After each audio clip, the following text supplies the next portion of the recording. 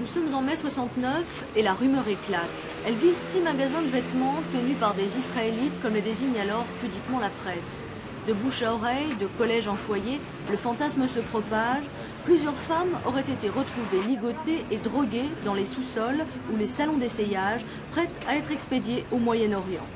Pourtant, la police n'enregistrera jamais la moindre plainte. Tant pis pour les vieux démons rampants de l'inconscient collectif.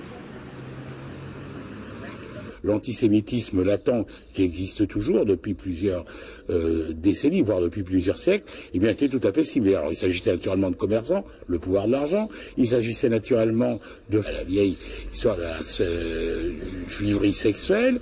Vous savez que la rue des Juifs à Orléans, c'était naturellement la rue des estaminets, Claude avant la loi Marthe-Richard.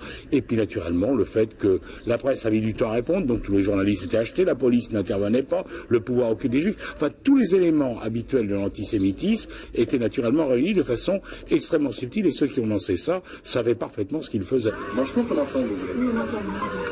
À l'époque, bien sûr, les principaux intéressés sont les derniers au courant, le principe même de la rumeur. Pourtant, l'abcès va éclater au grand jour. De jeunes juifs prennent le parti d'alerter la presse et les organisations humanitaires. C'est grâce à cette action que nous avons pu expliquer aux gens ce qui se passait, leur faire comprendre que c'était un phénomène purement antisémite. Et la réaction après a été assez bonne dans l'ensemble.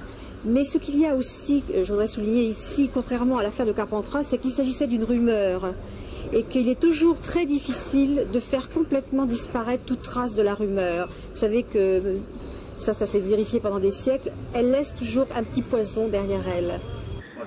Les Juifs et la traite des Blanches, un phénomène cyclique. Curieusement, en mars 70, à peine un an après, la rumeur d'Amiens démarre, une affaire qui ressemble étonnamment à la rumeur d'Orléans.